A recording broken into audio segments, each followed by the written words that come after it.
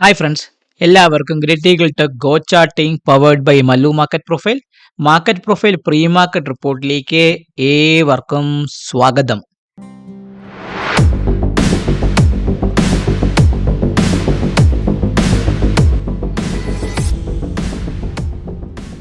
അങ്ങനെ വലിയൊരു മെച്ചമൊന്നും ഇപ്പോഴത്തെ മാർക്കറ്റ് തരുന്നില്ല. നിങ്ങൾ നോക്കി അറിയാൻ പറ്റും. നമ്മുടെ നിഫ്റ്റി ഇന്ന് കൃത്യമായിട്ട് പറയണമെങ്കിൽ നമ്മുടെ ആ റെഫറൻസ് ലെവലൊക്കെ പൊട്ടിയോ എന്ന് ചോദിച്ചാൽ പൊട്ടിയിട്ടുമില്ല.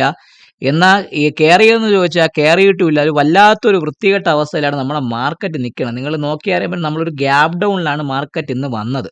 ചുരുക്കി പറയുകയാണെങ്കിൽ നിഫ്റ്റി നമ്മുടെ POC ഇന്നലെ മാർക്കറ്റ് ബുള്ളിഷ് റെഫറൻസ് കട്ട് ചെയ്യാൻ ശ്രമിക്കുമെന്ന് പ്രതീക്ഷിച്ചു, നടന്നില്ല.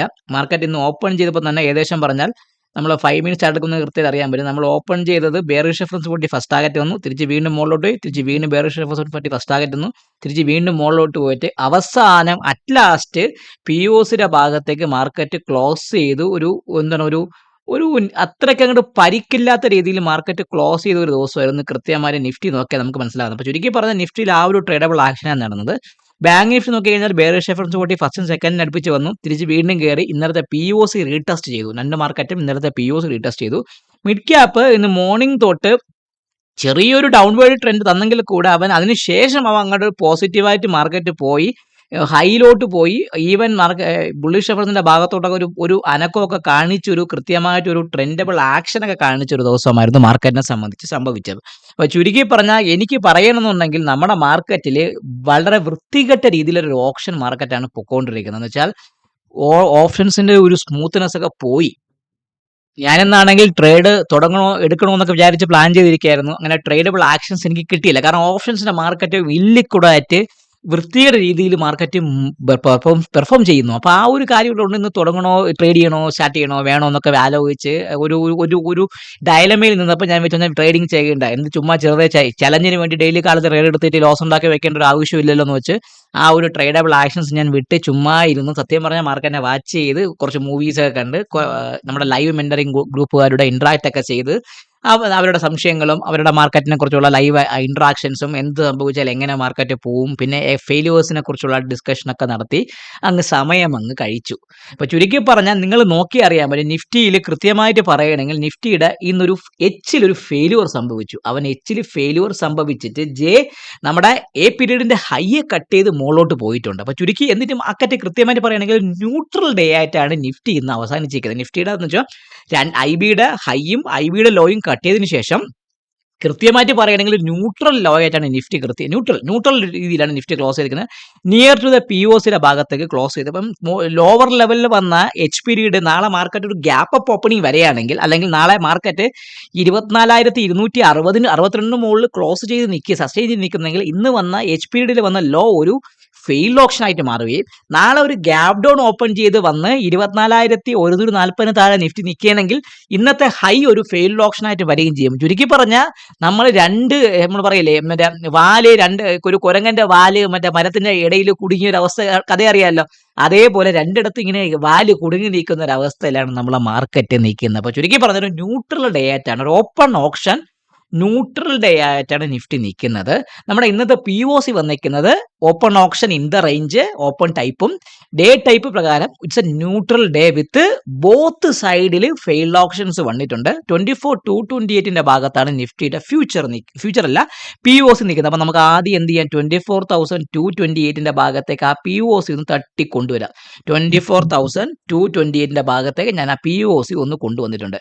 ഇനി ഞാൻ ഇന്നത്തെ പീരീഡിന്റെ ലോ ആയ 24,135 താഴെ മാത്രമേ ഞാൻ സെല്ലിംഗ് ഉള്ളൂ. അപ്പോൾ എത്രയാണ് എൻ്റെ ബെയറിഷ് റെഫറൻസ് ഞാൻ താഴേക്ക് മാറ്റി 24,135 എന്ന് പറഞ്ഞ ആ ഒരു ഇമ്പോർട്ടൻറ്റ് ലെവലിൽ താഴെ സസ്റ്റെയിൻ ചെയ്യുന്നുണ്ടെങ്കിൽ മാത്രമേ ഞാൻ ഒരു സെല്ലിങ്ങിനെ കുറിച്ച് ചിന്തിക്കുന്നുള്ളൂ. ഫസ്റ്റ് ടാർഗറ്റ് അപ്പോൾ എങ്ങോട്ട് വരും, നമ്മളെ ഈ 16 ജൂലൈയുടെ POC ആയ 24,000 POC ഇല്ലേ, വാല്യൂ ഏരിയ ലോ ആയ 24,080 ഭാഗത്തേക്ക് വരും. അപ്പം ഞാൻ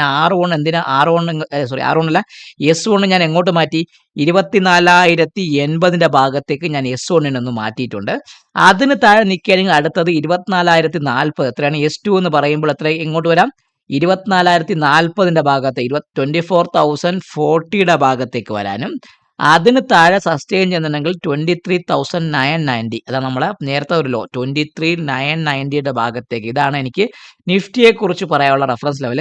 യൂഷ്വലി പറയുകയാണെങ്കിൽ 24,135 പൊട്ടുകയാണെങ്കിൽ ഇന്നത്തെ ഹൈ ഒരു ഫെയിൽഡ് ഓപ്ഷൻ ആയിട്ട് വരികയും ആ ഫെയിൽഡ് ഓപ്ഷൻ നമ്മളെ താഴേക്ക് കൊണ്ടുപോയി 23,980 വരെ വരാനുള്ള ചാൻസ് നിഫ്റ്റിയെ സംബന്ധിച്ച് വളരെയധികം മാർക്കറ്റിൽ പോസിബിൾ ആണ്. നാളെ എക്സ്പയറി ഡേയും കൂടെ ആയതുകൊണ്ട് അതിന്റെ ചാൻസ് അങ്ങോട്ട് തള്ളിക്കളയാനാകുന്നില്ല. ഇനി നമുക്ക് നോക്കേണ്ട ബൈയിങ് എങ്ങനെയാണ്. ബൈയിങ് എന്ന് പറയുമ്പോൾ ഞാൻ എടുക്കുന്നത് കൃത്യമായിട്ട് പറയുകയാണെങ്കിൽ എന്നെ സംബന്ധിച്ച് പറഞ്ഞാൽ 24,304 മുകളിൽ ഞാൻ ഇനി ബൈ എടുക്കും. എത്രയാണ്? 24,304. 24,304 മുകളിൽ ഞാനൊരു ബൈയിങ്ങിനെ കുറിച്ച് ചിന്തിക്കും. ഫസ്റ്റ് ടാർഗറ്റ് എവിടെ വരും? 24,355. എത്രയാണ് ഈ ഫസ്റ്റ് ടാർഗറ്റ് എന്ന് പറയുമ്പം R1 എന്ന് പറഞ്ഞാൽ R1 എന്ന് പറയുമ്പോൾ 24,355, 24,355 ഭാഗത്തേക്ക് R1 എത്രയാണ്? R1 എന്ന് പറയുമ്പം 24,355 ഭാഗത്തേക്ക് വരാം. അതിനെ കുറച്ചൊന്ന് കടുപ്പിച്ച് കളയാം. R1 ഈ ഭാഗമാണ്. അപ്പോൾ R1 വന്നല്ലോ. R2 എന്ന് പറയുമ്പം അതിന് മുകളിൽ സസ്റ്റെയിൻ ചെയ്യുന്നെങ്കിൽ മാർക്കറ്റ് എങ്ങോട്ട് പോകും? 24,405 ഭാഗത്തേക്ക്. എത്രയാണ്? 24,405, 24,405 ഭാഗത്തേക്ക് പോകാം. 380 കഴിഞ്ഞാൽ 380 അല്ല 355 മാറിപ്പോയി. ചെറിയൊരു മിസ്റ്റേക്ക് പറ്റി, സോറി. പോയി 355. Second target 405. തേർഡ് ടാർഗറ്റ് ഈ POC. ഏത് ദിവസത്തെ POC ആണ് നമ്മളെ സംബന്ധിച്ച് പറയുകയാണെങ്കിൽ POC വരുമ്പോൾ ഈ 17 ജൂലൈയുടെ POC ആയ 24,468 ഭാഗത്ത്. എത്രയാണ്? 24,468, 24,468 ഭാഗത്തേക്ക് വരാം. ഇതാണ് ചുരുക്കി പറഞ്ഞാൽ നിഫ്റ്റിയെ കുറിച്ച് പറയാനുള്ള അപ്സൈഡ് റെഫറൻസ് ലെവൽ. അപ്പോൾ ചുരുക്കി ഓർത്തോളുക, ഇന്നത്തെ ലോവർ ലെവൽ നിഫ്റ്റി കട്ട് ചെയ്യുകയാണെങ്കിൽ ഇന്നത്തെ ഹൈ ഒരു ഫെയിൽഡ് ഓപ്ഷൻ ആയിട്ട് വരും. ഫെയിൽഡ് ഓപ്ഷൻ എന്ന് പറഞ്ഞാൽ മാർക്കറ്റ് പ്രൊഫൈലിൽ ട്രെൻഡ് ചേഞ്ച് ആണ്. സോ ആ ട്രെൻഡ് ചേഞ്ച് എങ്ങോട്ട് കൊണ്ടുപോകും? കൂടുതൽ സെല്ലിംഗ് പ്രഷർ മാർക്കറ്റിലേക്ക് ആഡ് ചെയ്യും. 23,980 വരെ നിഫ്റ്റിയെ കൊണ്ടുവരാനുള്ള ചാൻസ് മാർക്കറ്റിനെ സംബന്ധിച്ച് വളരെയധികം കൂടുതലാണ്. ഇതാണ് എനിക്ക് റെഫറൻസ് ലെവലായിട്ട് പറയാനുള്ള ട്രേഡബിൾ ആക്ഷൻ പ്ലാൻ. ഇനി നമുക്ക് നോക്കേണ്ടത് നമ്മുടെ bank Nifty. Bank Nifty failed option താഴെ തന്നു. അത് അടിപൊളിയായിരുന്നു ബാങ്ക് നിഫ്റ്റി. ബാങ്ക് നിഫ്റ്റി ഇന്നത്തെ ലോയിൽ ഒരു ആശാന ഒരു ഫെയിൽഡ് ഓപ്ഷൻ തന്ന് അവൻ ഹൈയിലാണ് ക്ലോസ് ചെയ്യുന്നത് പറയണമെങ്കിൽ കൂടെ അവൻ കൃത്യമായിട്ട് പറയുകയാണെങ്കിൽ ഹൈയിലാണ് അവൻ ക്ലോസ് ചെയ്തേക്കുന്നത്. ബാങ്ക് നിഫ്റ്റി നോക്കുകയാണെങ്കിൽ ഞാൻ ബാങ്ക് നിഫ്റ്റി പറഞ്ഞാൽ ബാങ്ക് നിഫ്റ്റി ഇന്നത്തെ ലോവർ ലെവല് ഒരു ഫെയിൽഡ് ഓപ്ഷൻ തന്ന് ആശാൻ ഒരു ഹൈയിലാണ് കൃത്യമായിട്ട് ക്ലോസ് ചെയ്തേക്കുന്നത്. അപ്പം ചുരുക്കി പറഞ്ഞാൽ bank Nifty FA at low. ഇന്നത്തെ ലോ ബാങ്ക് നിഫ്റ്റിയിൽ ഒരു FA ആണ്. അതായത് ബാങ്ക് നിഫ്റ്റി സംബന്ധിച്ച് പറഞ്ഞെങ്കിൽ 57,533 ഒരു ഫെയിൽഡ് ഓപ്ഷൻ ആണ്. അതൊരു ട്രെൻഡ് ചേഞ്ച് തന്നു ക്ലോസ് വന്നേക്കുന്നതും അതിന് മുകളിൽ ഇന്നത്തെ IBHന് മുകളിലാണ്, ഇനിഷ്യൽ ബാലൻസ് ഹൈക്ക് മുകളിലാണ്. അപ്പോൾ ചുരുക്കി പറഞ്ഞാൽ ഒരു trend change again and again bank Nifty 57,500നും 600ന്റെ ഇടയ്ക്ക് ഭാഗത്ത് ബാങ്ക് നിഫ്റ്റി കണ്ടിന്യൂസ് തരുന്നത്. ഞാൻ bank Nifty even though HDFC ബാങ്കും ആക്സിസ് ബാങ്കും അടിച്ച് പണ്ടാരടങ്ങിയിട്ട് കൂടെ ബാങ്ക് നിഫ്റ്റി ഇത് പിടിച്ചു നിന്നത് ബാക്കിയുള്ളവന്മാരുടെ സപ്പോർട്ടോട് കൂടിയാണ്. അപ്പോൾ ചുരുക്കി പറഞ്ഞാൽ ബാങ്ക് നിഫ്റ്റി ഒരു ബൈ ഓൺ ഡിപ്പ് മാർക്കറ്റ് വരുന്നുണ്ട്.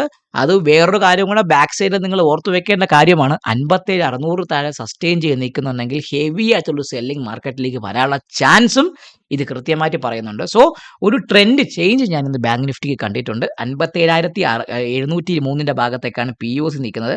സോ നമ്മൾ ബെയറിഷ് റെഫറൻസ് ഞാൻ താഴേക്ക് മാറ്റി വെച്ചിട്ട് ബാങ്ക് നിഫ്റ്റിയെ പറയുകയാണെങ്കിൽ ഞാൻ മാറ്റി വെച്ചിട്ട് ഇന്നത്തെ POC 57,703 ഭാഗത്തേക്ക് വന്നപ്പോൾ ചുരുക്കി പറഞ്ഞാൽ ഞാൻ പറയുന്ന ഒരു കാര്യം നിങ്ങളോട്, ഈ POCയുടെ ഭാഗത്തേക്ക് നാളെ മാർക്കറ്റ് നിങ്ങൾക്ക് കിട്ടുകയാണെങ്കിൽ ഞാനൊരു ബൈയെ കുറിച്ച് മാത്രമേ സപ്പോർട്ട് ചെയ്യുള്ളൂ. By is good. ആൻഡ് 57,530 ഭാഗത്ത് കിട്ടുകയാണെങ്കിൽ അതിൽ കൂടുതൽ ആവേശത്തോടെ ഞാൻ പറയും അതൊരു ഇമ്മീഡിയറ്റ് ബൈയിങ് ഏരിയയാണ്. ആ ഭാഗത്തൊരു മാർക്കറ്റ് ഒരു സപ്പോർട്ട് എടുത്ത് അല്ലെങ്കിൽ ഒരു ഡിമാൻഡ് കൊണ്ടുവരും. ആ ഡിമാൻഡ് വീണ്ടും ഒരു മാർക്കറ്റിനെ പുഷ് ചെയ്ത് 57,000 വരെ കൊണ്ടുപോകാനുള്ള ചാൻസും വളരെയധികം മാർക്കറ്റിൽ കൂടുതലാണ്. സോ ബാങ്ക് നിഫ്റ്റി ഒരു ഓപ്പൺ ഓപ്ഷൻ ഒരു ന്യൂട്രൽ എക്സ്ട്രീം അപ്പായിട്ടാണ് നിൽക്കുന്നത്. സോ നമ്മളെ സംബന്ധിച്ച് ഇനി പറയുകയാണെങ്കിൽ ബുള്ളിഷ് റെഫറൻസ് പറയുമ്പോൾ 58,119 മുകളിൽ സസ്റ്റെയിൻ ചെയ്യുന്നുണ്ടെങ്കിൽ മാത്രമേ ഞാനൊരു ബൈയെ കുറിച്ച് ചിന്തിക്കുന്നുള്ളൂ. 57,500 താഴെ നിൽക്കുകയാണെങ്കിൽ മാത്രമേ ഒരു സെല്ലിങ്ങിനെ കുറിച്ച് ചിന്തിക്കുന്നുള്ളൂ. അപ്പോൾ ബുള്ളിഷുമായി ബെയറിഷുമായി.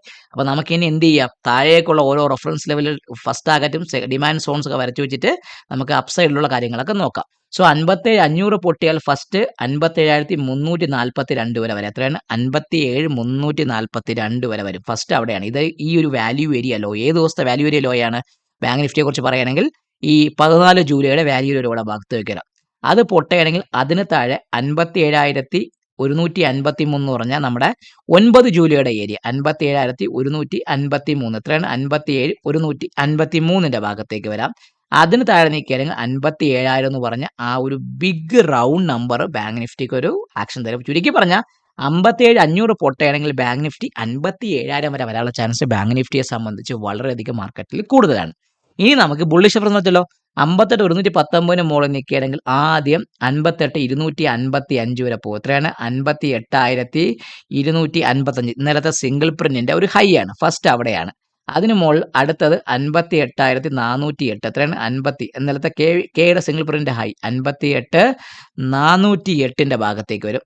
അതിനും മുകളിൽ നിൽക്കുക ഇന്നലത്തെ ഹൈ ആയ 58,600 58,600ന്റെ ഭാഗത്തേക്കും ബാങ്ക് നിഫ്റ്റി വരാനുള്ള ചാൻസ് വളരെ കൂടുതൽ. ചുരുക്കി പറഞ്ഞാൽ 58,119 മുകളിൽ നിൽക്കുകയാണെങ്കിൽ ഇന്നലത്തെ പ്രൊഫൈലിന്റെ കുറച്ച് സിംഗിൾ പ്രിന്റ്സ് ഈ ഒരു എക്സസ് അതൊക്കെ ഒരു അനോമലീസ് ആണ്.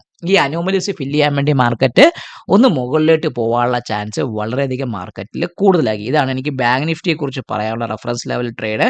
കൃത്യമായിട്ട് ലെവൽ മാർക്ക് ചെയ്ത് ട്രേഡ് ചെയ്യാൻ വേണ്ടി മാക്സിമം ശ്രമിക്കുക. ബാങ്ക് നിഫ്റ്റിയിലെ ട്രേഡിംഗ് ആക്ഷൻ പ്ലാൻ എന്താണ്? ഇന്നത്തെ POCയുടെ ഭാഗത്ത് അല്ലെങ്കിൽ ഇന്നത്തെ ലോവർ ബെയറിഷ് റെഫറൻസിന്റെ ഭാഗത്ത് ഒരു ബുള്ളിഷ് ഡിമാൻഡ് സോൺ ഇപ്പോഴും വർക്ക് ചെയ്യുന്നുണ്ട്. ആ ഭാഗത്ത് കിട്ടുകയാണെങ്കിൽ ബൈ ആണ് ഉചിതമായ ഒരു ട്രേഡബിൾ ആക്ഷൻ. ഇനി നമുക്ക് നോക്കേണ്ടത് മിഡ് ക്യാപ്പിനെ കുറിച്ച്. മിഡ് ക്യാപ്പ് തമ്മിൽ ഭേദം തൊമ്മൻ എന്ന് പറഞ്ഞ രീതിയിലാണ് മിഡ് ക്യാപ്പ് വിൽക്കുന്നത്. ഒരു റെഫറൻസ് ലെവലിന് ഒരു മാറ്റവും ഇല്ല. ആകപ്പാടെ POCക്ക് മാത്രമേ ഉള്ളൂ ഓപ്പൺ ഓപ്ഷൻ, ഒരു ഓപ്പൺ ടെസ്റ്റ് ഡ്രൈവ്, ഒരു നോർമൽ വേരിയേഷൻ അപ്പായിട്ടാണ് മിഡ് ക്യാപ്പ് വന്നേക്കുന്നത്. 14,738ന്റെ ഭാഗത്തേക്ക് ആ POC ഒന്ന് മാറ്റേണ്ട കടമ മാത്രമേ എനിക്കുള്ളൂ. ബുള്ളിഷും ബെയറിഷും എല്ലാം സെയിം റെഫറൻസ് ലെവലാണ്. 14,830, 14,880, 930, 15,000, 14,660, 610, 561, 515. ഇതാണ് എനിക്ക് മിഡ് ക്യാപ്പിനെ കുറിച്ച് പറയാൻ റെഫറൻസ് ലെവല്. ആകെപ്പാടെ POCക്ക് മാത്രമേ മൊത്തത്തിലൊരു ചേഞ്ചസ് ഞാൻ മിഡ് ക്യാപ്പിൽ കണ്ടിട്ടുള്ളൂ. സോ എൻ്റെ കൂടെ ലൈവിൽ മെൻറ്ററിംഗിൽ ഇരുന്ന് നിങ്ങൾക്ക് ട്രേഡബിൾ ആക്ഷൻസും എവിടെ മാർക്കറ്റ് ഫെയിലിയർ ആവുന്നു അതിന് നമുക്ക് എന്ത് ട്രേഡ് സെറ്റപ്പ് ഉപയോഗിക്കാം അങ്ങനെയുള്ള കാര്യങ്ങളെല്ലാം പഠിക്കണമെങ്കിൽ എൻ്റെ ഒരു മെൻറ്ററിംഗ് ബാച്ച് ഈ വരാൻ പോകുന്ന ജൂലൈ എൻഡിൽ തുടങ്ങുന്നുണ്ട്. ആ ബാച്ചിൽ നിങ്ങൾ ജോയിൻ ചെയ്താൽ നമുക്ക് ഒരുമിച്ചിരുന്ന് മാർക്കറ്റിനെ ആ ഒരു ഇറിറ്റേഷനെ നമുക്ക് കളയാനും എങ്ങനെ നമുക്ക് മാർക്കറ്റിൽ ഓപ്പർച്യൂണിറ്റിയെ കണ്ടുപിടിക്കാനും ആ ഓപ്പർച്യൂണിറ്റി വന്നാൽ അത് ട്രേഡബിൾ ആക്ഷൻ പ്ലാൻ എങ്ങനെ ആക്കാമെന്നൊക്കെ നമുക്ക് പഠിക്കാം, ഒരുമിച്ചിരുന്ന് പഠിക്കാം. സോ എല്ലാവരും ഈ വീഡിയോ കാണുക. ചാനൽ ആദ്യമായിട്ട് കാണുന്നവരാണെങ്കിൽ ഒന്ന് സബ്സ്ക്രൈബ് ചെയ്യാൻ മറക്കാതിരിക്കുക, ബെൽ ബട്ടൺ പ്രസ് ചെയ്യുക. അപ്പം എല്ലാവർക്കും happy trading, happy day to all my trading friends.